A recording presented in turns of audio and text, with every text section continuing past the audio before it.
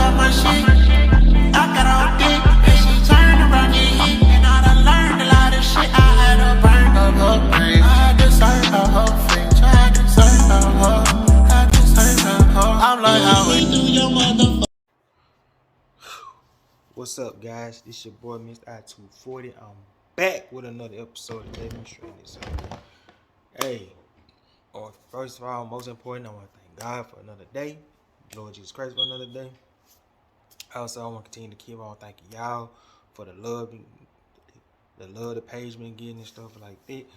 Hey, man, if y'all ain't checked out the latest episode of them shorts, y'all know to click them links in the bios and stuff like that. Go to their Instagram page.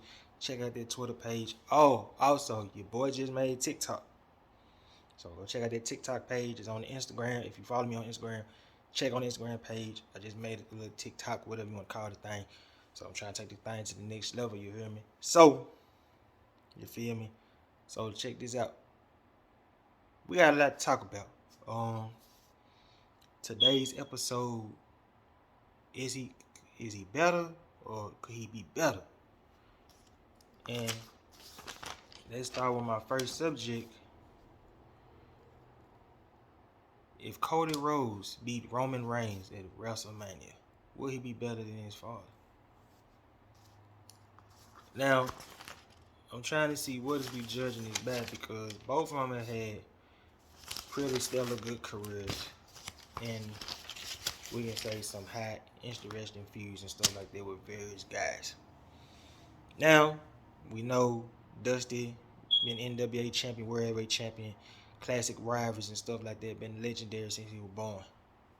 But you gotta ask yourself, could it be possible that Cody Rhodes could really pass his father? Because we're gonna get to the stats real quick and then we'll get to the bottom of it. I'm gonna start with the son first. Alright. So Cody Rhodes' memorable rivalries have been Shawn Spears, his brother, Brody Lee, Darby Allin, of course his own best friend, MJF, where he took a lash whipping like a slave. Chris Jericho, where basically Cody didn't want to be the champion of the company, so if you know the storyline, if Cody would have lost, he would have never had a shot at the AEW championship as long as Chris Jericho was the champion. His best friend Kenny Omega, the new RVD of professional wrestling, Riddle, Marty Scurll, Seth Rollins, Kota Ibushi, Jay Lethal, Nick Aldis, and Okada. Now, this is an impressive list of rivals that he has. Now, I can say some of his list is kind of impressive, kind of better than his father. I would have put Kurt Angle on here because he had a match with Kurt Angle, but at that point, Kurt Angle was kind of washed down. The neck couldn't turn, can't do this. Now, if it was like 06 Kurt Angle, if Cody Rhodes would fight him, I'd give you that one. But I ain't want to work Kurt. I ain't want to disrespect Kurt like that because Kurt has just been a name at this point. All right, Cody Rhodes stats. He's a Royal Rumble winner, Ring of Honor World Champion, IWGP United States Champion, NWA World Heavyweight Champion, 2-time Intercontinental Champion. Especially, man, hey, Cody Rhodes with the face mask or whatever, that was a dope Intercontinental Champion, man. That was dope. 6-time Tag Champion and 2-time TNT Champion. Now, that's an impressive list in the pedigree. Now, in some ways, he is better than his father. I will give him that because so far, as far as the stats, because he won the Royal Rumble, his father didn't. He's been multiple time different company world champion. His father wasn't. Like he said in the promo, his father never became WWE champion or World Heavyweight champion. Hell, Dusty wasn't even in the title picture. Come on, Vince, bruh. You can't get a Dusty a world title shot, bruh. Come on, now. Dusty Rhodes never been in the mid card, so I gotta give Dusty that one. Dusty Rhodes never been a mid card. Dusty always been in the main event picture or had 5 storylines. They both won the NWA World Championship, of course. So, as far as like accomplishments and stuff like that, I will give Cody that. We'll see. So far, I will give Cody that. Now, let's go to the father. Now, the stats, I'm not disrespecting Dusty stats, but I can't keep up with Florida, Texas, and all that. I can't do all that. I can't write out. I'll be all day on this subject. But you get my point. All right. So, I forgot to write Steve. Okay. I'm going to add Steve Corino in the Texas Bull Rope match that was classic ECW. Ric Flair, Kelvin Sullivan, Tully Blanchard, Don Morocco, Arn Anderson, Terry Funk, Harley Race, Billy Graham, Alvern Klostoff, Randy Savage, Nick Lau, close off, Abdul the Butcher. Normally I get the word right, I'm tripping. The Butcher. Anyway, you know what I'm talking about. Alright, Stan Hansen. Alright, the Butcher. I'm tripping. Normally I get that word right. Anyway. Stats. Dusty Rhodes is a 3-time NWA champion. That stands out. I'm talking about like big companies, stuff like that. Like I said, I come right now, Texas, Florida. I come write all that down. You know what I'm saying? So I come write all that down. But I feel like for as like historic rivalries, they kind of tied on it. You know, I can say Dusty's famous rivals are Ric Flair, Arn Anderson, Terry Funk, Harley Race, Randy Savage, Abdul the Butcher, and Stan Hansen. Now, stats wise, Cody got that. Now, I feel like this where Cody might edge him though. You gotta think about it. 7 years ago, Cody Rhodes left WWE. No 2 weeks notice or nothing. Went on to the independent scene, dominated. Hell, went to Impact. And then built his own company from the ground up. Built AEW big brick by brick with his best friends. And even did countless of interest stunned on Triple H. He was so good they needed him. Then he came back to WrestleMania, beat Seth Rollins, beat him at Backlash, beat him with a torn pec at Hell in a Cell. Then he came back, won the Royal Rumble, and you in the main event picture at WrestleMania. That's why I say I would sadly say by just an inch, not much, by accomplishments and impact and culture in today's era, I would give that Cody's better than his father. And he's a better wrestler than his father. You know, he's a better wrestler. So, depends what we judging by. I would say Cody Rhodes is better than his father by an inch. Not much, but just stats and the impact that he made on his comeback to get to this point. I got to give it to him because they giving him the push that he wanted off the top, and he used to stun on them. I told you, boy, y'all gonna listen to your boy. If Vince don't see you making that green, if Vince see you making that green, he gonna holler at you. And Cody's money. Cody's money. Like, what more do I gotta say? Cody Rhodes is money. And he's slightly better than his father. I feel like Dustin could have had more stats than he actually. I feel like accolades and behavior got in front of, Dustin Waker. Goldust was a good wrestler. And he's amazing on the mic. So, but as much as it pains me to say, and Cody had good matches with Brody Lee, his brother, Darby Allin, MJF, especially like from 2 through 10, like 11, really the rest of the list, Cody had high profile matches and better matches than his father with some of the guys. But the styles back then was different, so that's why I said he's slightly better than his father. Because his father was dope too for the era he in.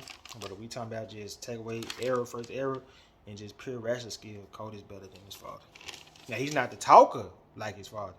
Now, Dusty got him beat by talking. Now, Dusty can entertain, give and jab, and all that. So, I got to give, but if we talking about different varieties, like a couple of categories, I'll give Cody that for sure.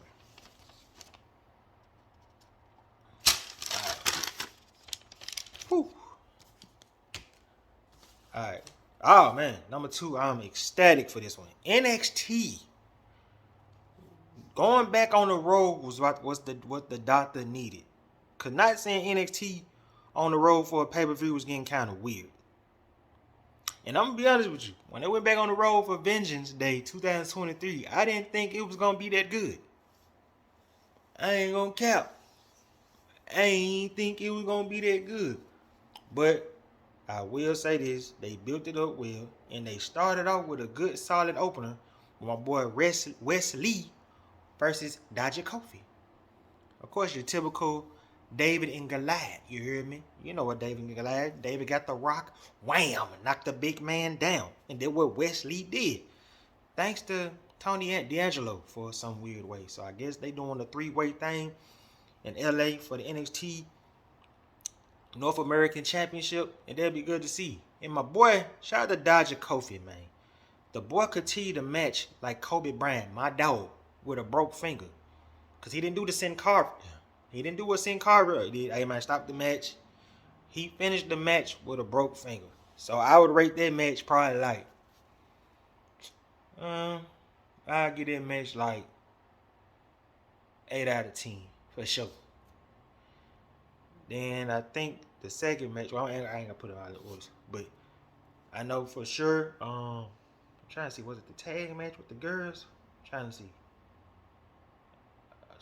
was it the tag match with the girls? I think they were second, if I'm not mistaken when I watched that pay-per-view. I think it was the girls. The girls were second with, I can't pronounce the other folks' name, but y'all know who these folks is, you know what I'm saying? But the tag match started off a little slow. It was kind of looking alright, look, bruh.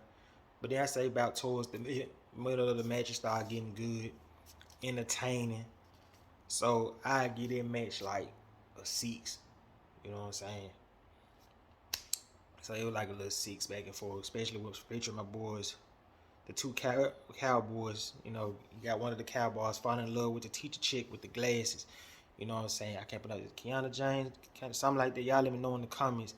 You know, they got the little love interest on there and stuff like that. So, you know, that was good. And then she cheated to win. You know what I'm saying? Then you got they homegirl. I think she in love with the dude with the that's in love with the teacher chick. I think she got some type of feelings for him.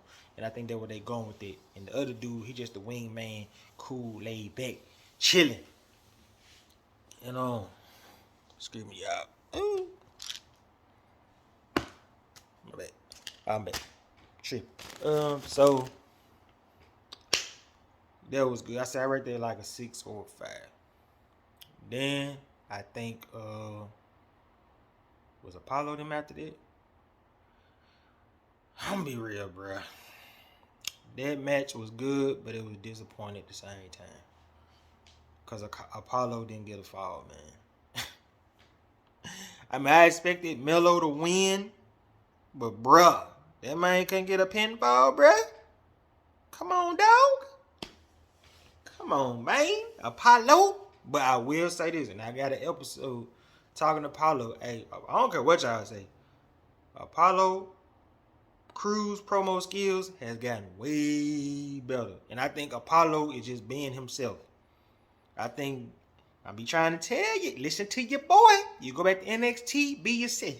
Be yourself. You know what I'm saying? Build yourself up and come back up. See, look at Finn Balor at Judgment Day doing his thing. Because see, now I had an argument with my best friend, man. Why he on NXT? Why he on NXT? Well, when you got the devil, Lucifer, who I'm going to talk about very shortly, running the company, hey man, say succotash like Roman Reigns. Nah, come on, bruh. This ain't 1990, bruh. So, I feel like Apollo being himself, getting better, doing what he did. That was a good match back and forth. The interference part, I loved it because that's some good storytelling. You know what I'm saying? With the big tall dude with the dreads.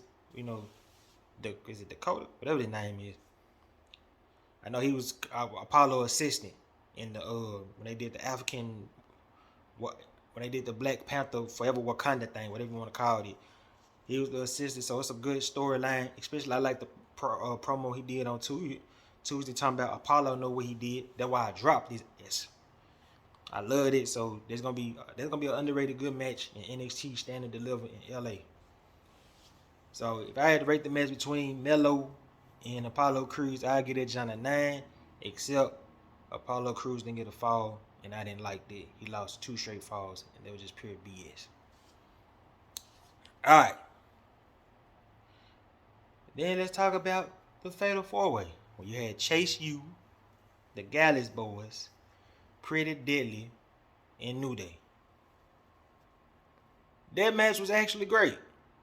I'm gonna rate it a 10. No, I'm gonna give it a 9. Cause Chase U was over,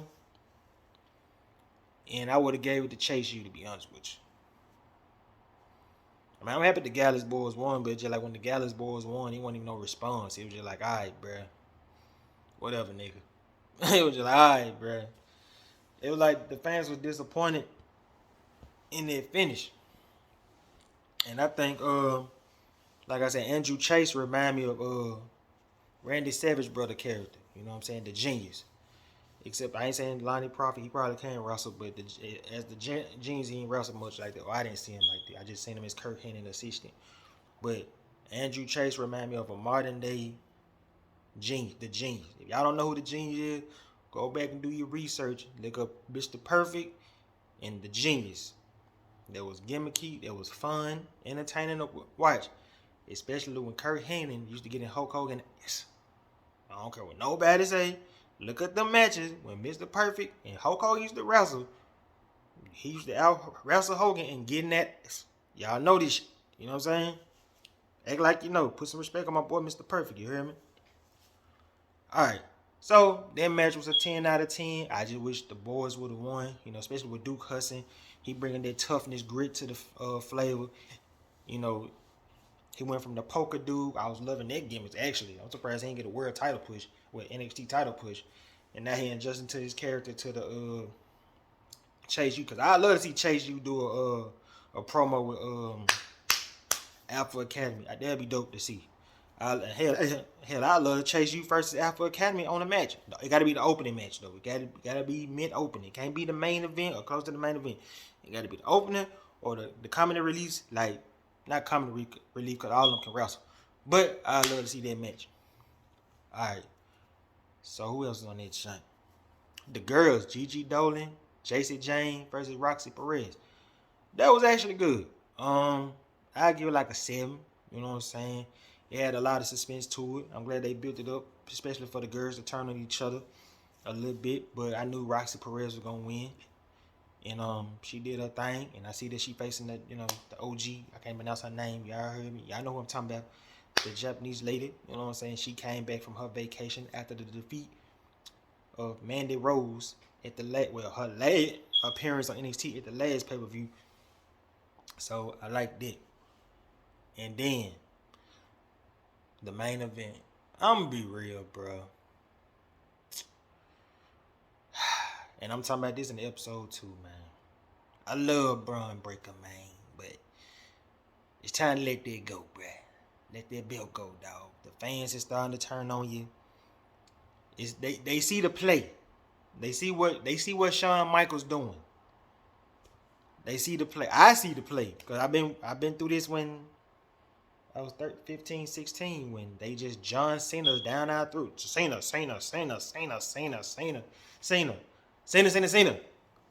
So it's like they giving us that John Cena treatment, and the fans is looking like, bruh, we need somebody else to win. This ain't it, little bruh. So I knew that I was like, bruh, if he would have lost to Grayson Waller, then that would have been cool. But then he would have lost to the person that's going to lead me to the next subject. And like, now that's who I want to see him drop the belt to. So if I had to rate that pay-per-view for the first time being back on the road, I'd give it like a solid 7. You know, it wasn't too bad. It wasn't trash. I mean, it was their first time back on the road. I mean, it's only so much you can do at the, you know what I'm saying, at the PC. Like, the fans got to know who these folks is, you know what I'm saying? Like, they want to go to big arenas too, you know what I'm saying? So, I get that NXT Vengeance Day 2023. I get it done like a solid set. So, that pay-per-view was pretty cool. But now, the feud I've been begging for months and months since NXT 2.0 started. Y'all know what time it is. You got Carmelo Hayes. You got, no. Redo that. You got Prime Time. Mr. Don't Miss. Melo Hayes versus Braun Scott Steiner Breaker. Now, we all should not be surprised that this match is happening. And you'll wonder why. Because you got to remember, when NXT 2.0 started, these was the founding members. You follow me? You had them. You had Carmelo, who had Dave with Jay got back on the program with his best friend Trick Williams, even though he stole Enzo Amore the gift of jab and all this stuff, the gift of jab and all this stuff, the gift of gab, all this stuff. Stole it, but cause Melo was all quiet, chill on NXT. Won the breakout tournament. Of course, he had a good match with Adam Cole. Hell, Carmelo Hayes was security at one point, but then he had to change his swagger up, get that flavor up. Coming in with the, new attitude. Thanks to my main man, Trick Williams, with the spin kick on Duke Hudson. Alright. Then, you definitely knew Braun Breaker was going to be the face because Tommaso Ciampa was getting ready to go to the main roster. Because if you remember, Tommaso that night, Braun Breaker debuted, beat LA Knight in 30 seconds. You follow me? You hear me? Then they had the vacant NXT championship, where it was Tommaso, I want to say Pete Dunne, whoever else in that champ. Tommaso had won. Yeah, I think Joe lost. Yeah, Joe had to vacate that jump due to the COVID. So Tommaso won. He come backstage with the championship with Goldie, the new face. Everybody should have known that it would be the passing the torch. And this one, NXT 2.0 was just struggling. It was just like, bro, what the hell I'm watching? It was just them two standing. It was so bad. If y'all don't remember when AJ appeared on there in his feud with Grayson Waller, even though it was a good match, man, AJ had that look like, man, I'm in Walmart. What's going on, man? This ain't me. I could have been at home playing video games, you heard me? Come on, man. AJ had that disbelief look. Alright. Then, Melo taking out challengers like Pete Dunne, Johnny Wrestling. And before then, though, because Swerve was getting ready to leave, Swerve had just defended his championship against Pablo Escobar. I ain't gonna say Pablo Escobar, dang it not. But Santos Escobar. So, Swerve celebrating, chilling. Melo come out with the contract. Wham! Dropped him with the leg drop. New champ born, star born. Isaiah them Swerve moved to SmackDown. And that, how that run went. Then, Braun Breaker going for the championship. Constantly fighting. The first match he had with Tommaso. Tommaso got him. Alright. Then, him and Tommaso had a little break. War Games. Him and Melo teamed up. This was bound to happen. This was bound to happen. Just a little tease, a little friendship. That is my dog. But they all want the same goal.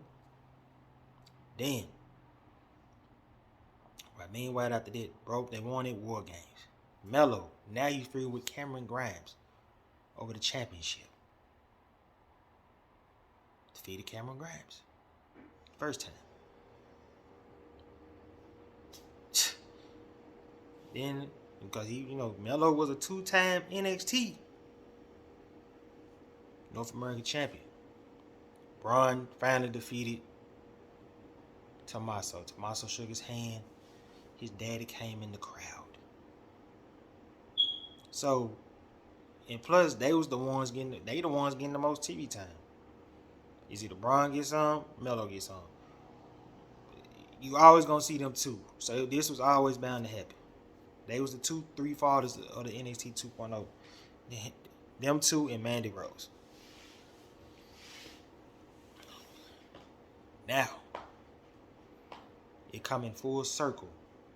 It's Melo time now. Braun, your time is up.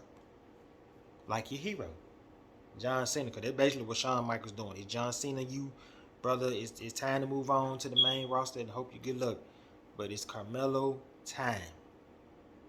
But the thing is, though, and I read a question on somewhere. Now, if Melo win this belt, then what? Because if Braun Breaker leave, okay. Now, some of these guys are good. You know, he might, you know, you guys, some guys, you know, Taylor Bate. He can face, who else? William Regal's son, Drew Gulak, Apollo again. So, Carmelo gonna need some suitable challenges and challengers. Or, he can face my boy, Dragon Lee. You know my boy Dragon Lee from Ring of Honor coming. So, he can face Dragon Lee, of course. But, if that match looks like it's going to happen and Stand to Deliver, I see Melo winning, getting his moment, and Braun Breaker debuting. Well, I ain't going to say debuting because we seen Braun on Raw so many times. Ain't no point saying he debuted. You know what I'm saying? So, I think it's going to be an interesting classic. Now, I think Braun going to get out-wrestled. That's for sure. Melo going to out-wrestle. Melo is going to out-wrestle Braun. Sorry, bruh. It is what it is, little bruh. Melo just a better wrestler. You just like, now you can wrestle, but you wrestle like your uncle. Well, now you wrestle like kind of your daddy and your uncle. So, but we just getting tired of you, bro. We love you, Braun, but it's Melo time. All right. Another subject I want to talk about. I've been wanting to talk about this.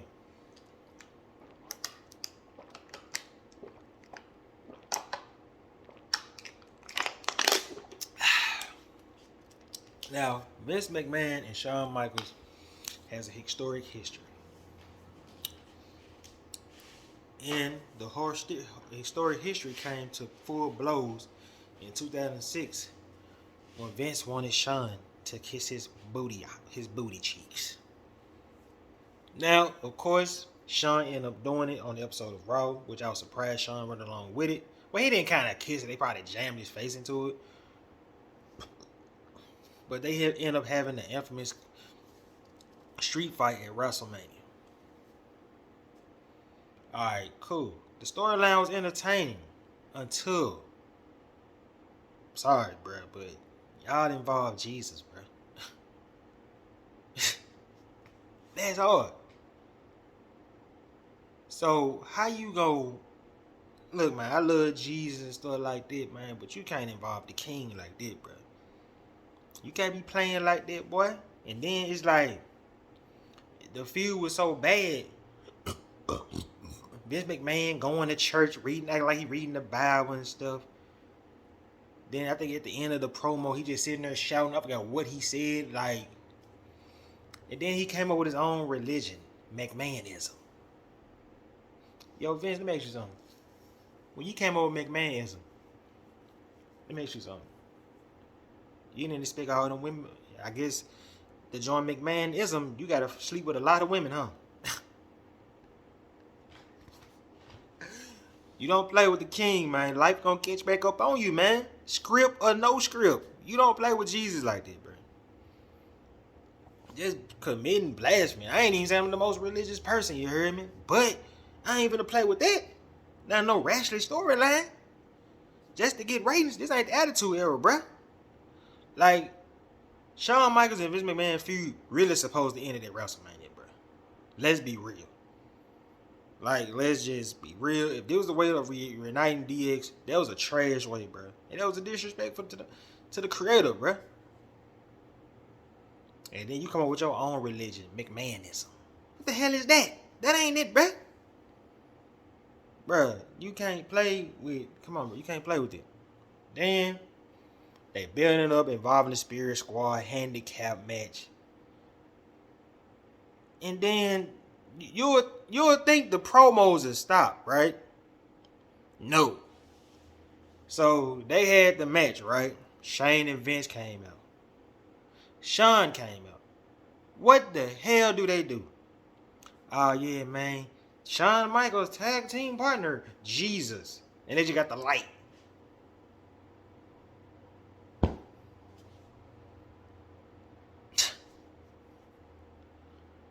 Come on, dog.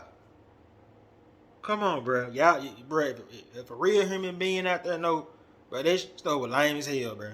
That feud was lame. That was lame. Come on, bro. Man, you could have just made that a handicap match, something, bro. Or him versus Shane again, or something, bro. But come on, bro. You playing with the king, bro, and you thought, like, life wasn't gonna straight back on you. I'm pretty sure they do this in movies and stuff like that. You think life ain't gonna straight back, bro? You playing with them. Like, look at some of these movies out here, man. I ain't even going to all this. But look at some of these movies, look at some of these shows, bro.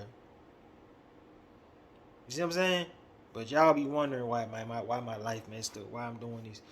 And I ain't even saying because it's the acting. It probably be many other things that's why your life messed up. But I know this: if you doing certain roles or playing certain characters or whatever, and you playing with the throne, you gonna get burned. Ask Usher. He know. And no, I'm talking about the song too. I ain't talking about the herpes allegation. You hear me? So you playing with the king, bro? That was trash, bro. I wasn't feeling it, bro. Like, wasn't nothing funny about it. You know what I'm saying? Like, come on, man. You playing with that man's religious belief. And I'm pretty sure Shawn did. I mean, he signed the checks. So Shawn had to go with it. But I won't be surprised if him and Shawn had back and forth on it, bro. Like, it's already bad enough the man kiss your butt, bro. Now you want to play with the man's belief. And that was distasteful as hell. McMahonism. Come on, bruh. This ain't it. I mean, I know you done a lot of crazy things, man. That's worse than saying, "What's up, my nigga?" That's worse than that. He thought life was gonna get you back, bro. And you can tell in that promo, Shane had to look like, yeah, bro, I don't know about this, Pops. I ain't feeling this, bro. One love, ain't it? Boy, all right now. So you play with Jesus, you get clapped back with. For real, you play with Jesus if you want to. He gonna get you back. Y'all, everybody else be worried about the devil. The devil gonna do this to him. All that. Jesus gonna get you back, bro. He might not get you back in this lifetime. Like old pastor say, man, we all got a day to sin. It's just simple as that. But I just really wanted to talk about that because they've been on my mind for many weeks. And it's just like, yeah, that was distasteful as hell, bro. And it ain't just Vince, just a countless of things that's going on in the world today. And people wonder why the world ended. Because folks want to play with the king, man. And it just, like I said, I ain't the most religious person, but I know I've been through enough for a few years and year and a half enough to know there's certain stuff that exists. But I say that for another day. But you don't play with it. I don't give it who you is. He gonna get you back. The devil gonna use you. Jesus gonna clap back. Or hell, if you really religious, you know the devil. Shit. Hey man, they collab. Hey look, bro, he don't want to listen. All right, man, he yours. Do what you do. Jesus gonna take his hand off for you. You know what I'm saying? So you gotta think about that. Jesus is gonna take his hand up off you, bro. Stop playing. Alright. Boy. Alright. Now, to a lighter subject. According to John Morrison reports right here. Let me take a breather, y'all. Hold on.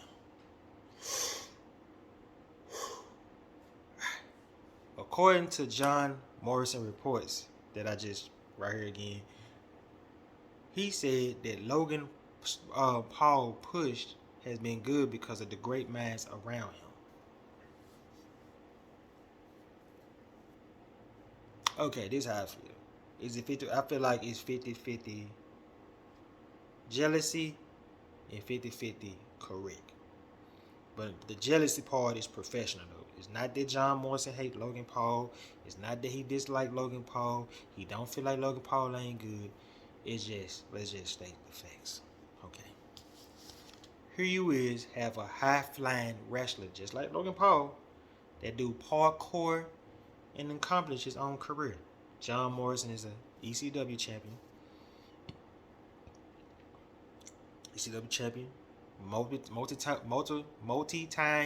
Multi-time tag team champion. I said Intercontinental champion. I said ECW champion, Intercontinental champion, multi-time tag team champion. Been in the main event quite a few here and there, you know.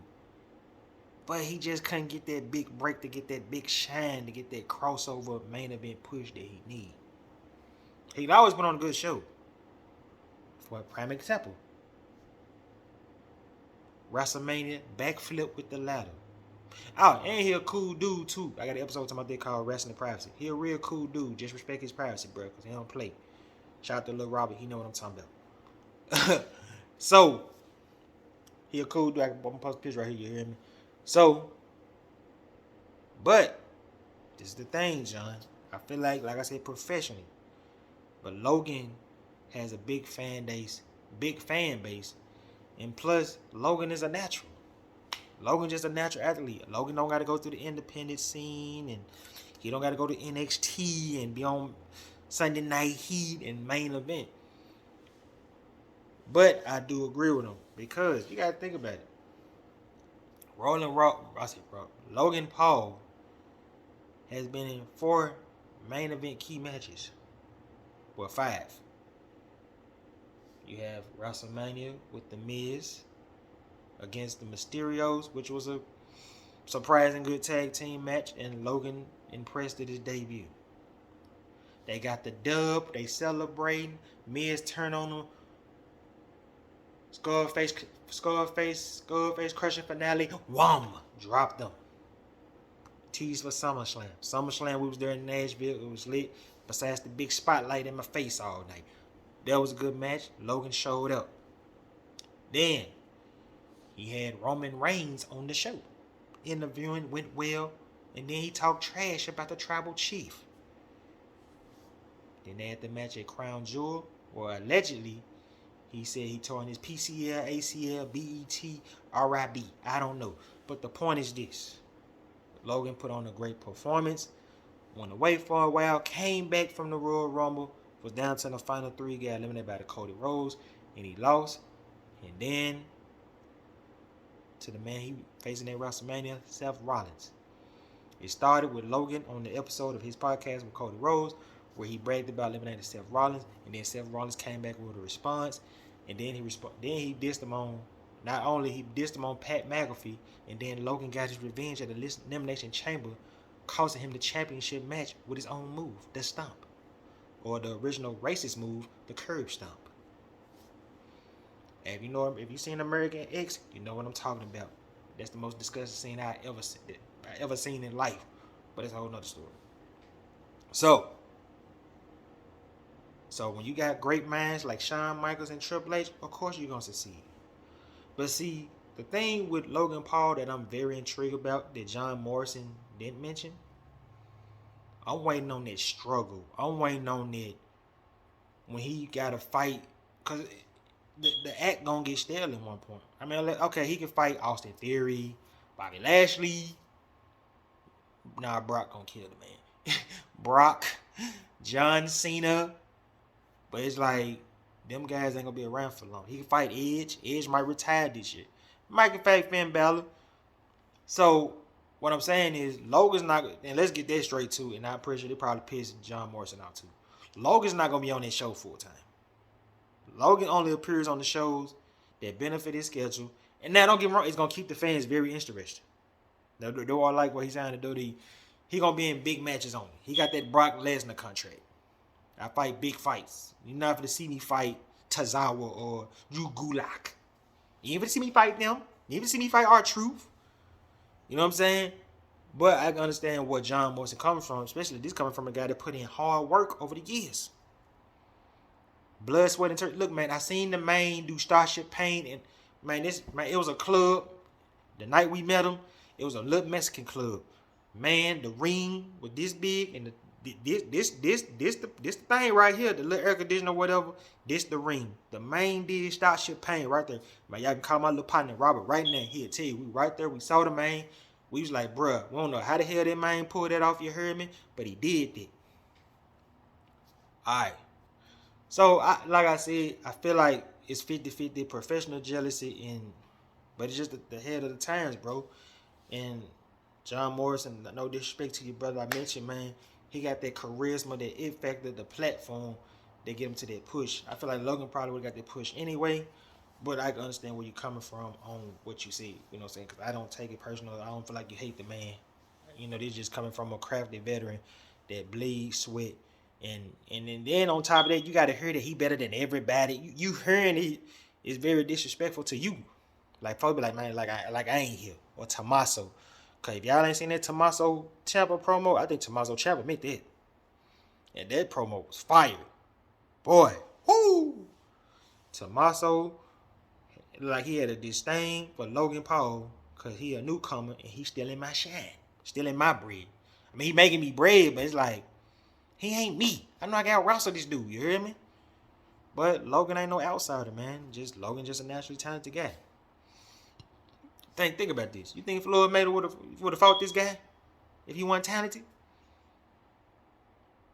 I just think Logan Paul just gotta earn the OG's respect. Logan, you gonna have to bleed, brother. You gotta show them like, oh snap, he ready to get down and dirty, you hear me?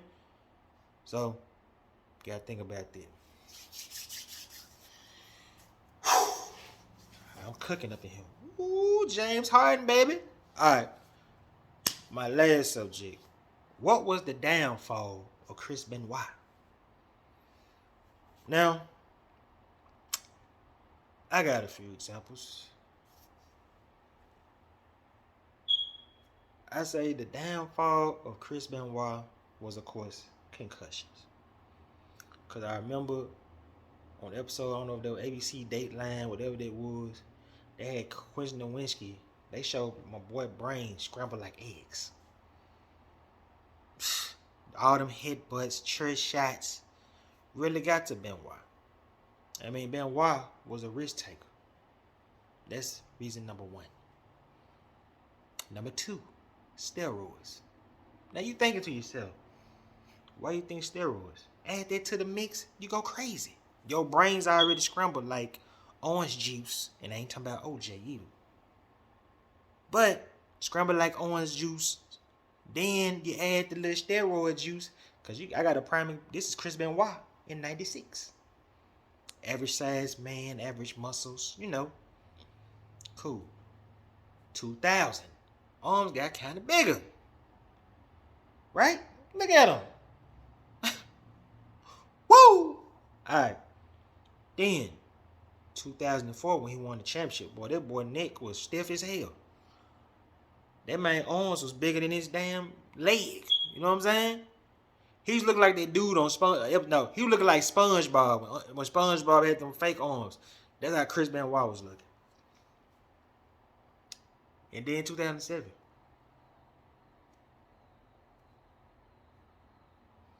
So when you mix concussion, steroids, and them two reasons, and then of course, on a sadder note, his best friend has left, Eddie Guerrero. And you gotta remember, they said Benoit was going through it, man. Writing a letter to Eddie, apologizing, saying he's sorry. Because you gotta remember, I had posted this a while ago on the page. That summer of 2005, 2 years prior to that. I think, no, that year. Because Eddie passed in 2005. During one night stand, Eddie and Benoit had heat. See, a lot of you niggas don't know that, you hear me? Gotta do your research. Y'all come with the search, you hear me? I told you I'm taking this to the level, I'm taking this to platinum. So they had heat because Eddie, Benoit was supposed to win. Benoit won, of course, but Eddie was against Benoit getting over because he felt like they would have killed momentum for him and Ray feud. And then you can remember, I think Benoit had busted Eddie open or something, and Eddie whispered words, "I'm gonna get you back." So I feel like they probably had a little beef before he passed, and they get a chance to settle it. And you can tell he was crying. He probably feeling guilty about it. You gotta think about that. You never know what these niggas going through. You hear me? So, writing letters to him, crying to him. You know, of course he feuded with Chavo, helped him out. But I just feel like Benoit just never recovered from that, you know what I'm saying? Because he didn't get a chance to squash the beef with his best friend. Because you got to remember, the year prior to that, both on one championship, hug and one love. Ooh, my dog, I love you, man. We did it, boy. Woo! And then a year and a half later, they beefing. Then I feel like, of course, I know a lot of folks be mad, but I feel like from allegedly, from the reports, they said that, you know, Nancy used to date Kevin Sullivan, and Benoit took his gal from him, and I feel like those were a variety of downfalls of Chris Benoit, you know, for his life back, because he was having a good stellar career. I mean, he was wrestling The Rock, he wrestled Bret Hart, you know, memorable match I got to talk about on the episode of the greatest Monday Nitro matches. Like him and The Rock feud was great. It was a classic championship battle. He had a feud with that Jericho or Triple H? I think he wrestled Triple H in 2000, I'm not sure. But he still had a great feud with Triple H. And I hate to say it, they should have did Triple H versus Chris Benoit at WrestleMania 20. As much as I love Shawn Michaels didn't need to be in that match. He didn't deserve that match. There was Benoit's spot. Benoit put in the work for that spot. So F all that. I love Shawn, but I just think Shawn didn't need to be in that match, you hear me? Like I said, him and stuff with Chavo was very good. I feel like Chavo was on the rise or something, then they dropped the ball somehow. I don't know. But I feel like those the downfalls of Chris Benoit, you know. Especially when you had the weird phone calls before the match with Punk. It was just weird, man. And then, you know, Vince McMahon doing the fake death thing. And then my boy just off his family and off himself. And it's a sad situation. And I'm going to say this before the episode. Hey, man, real talk, man. Stop punishing that man's son, bruh. Stop punishing Chris Benoit's son, man, for real. He ain't got nothing to do with what his daddy did. Yes, that's his son, but he not responsible for what his daddy did.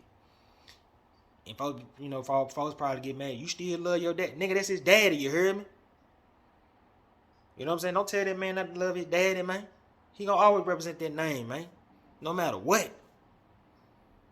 It's just, I'm getting, you know, I be seeing David in some of the interviews looking sad as hell, crying because he getting punched for what his father did. He didn't do that shit, man. Y'all let, man, for real, man, leave that man alone, man. Little dude just trying to live out his dreams, man. And y'all punishing him for what his father did. Remember, his father did that. And I'm pretty sure David I don't even know David from a can of paint, but I'm pretty sure he don't agree with none his father did, man. Stop punishing that kid, man. Stop punishing David Benoit, man, because he didn't do this. His daddy did, and he got to live with the consequences. And I know how it feel to pay for other people's mistakes, man. I know how this feel, bro. I'm with you, dog. You can tell on the goddamn outside of the ring, the boy crying every 5 minutes for something his daddy did. He wasn't there. He didn't say, "Hey, daddy, let's wake up and do this." His daddy was dealing with demons. Let's call it for what it is. Lucifer was in his ear. He had a devil agent in his ear. Benoit did what he did. Let's call it for what it is. But don't punish that man's son. But hey, man, that's it for this episode, man. I love y'all. I appreciate y'all. I'm finna, man, let my phone charge up. I'm finna edit this bad boy. I'm out. Peace. Just let me talk my shit. I got all